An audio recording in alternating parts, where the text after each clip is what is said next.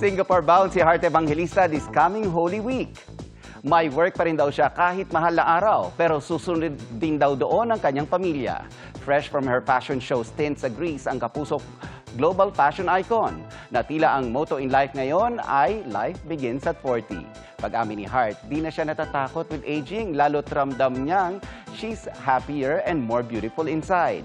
May summer tip din si Heart. Ayon sa kanya, kung kukuha raw ng photo, mas magandang hindi tumagal ng 5 minutes under the sun. Di raw kasi nakakaganda yan.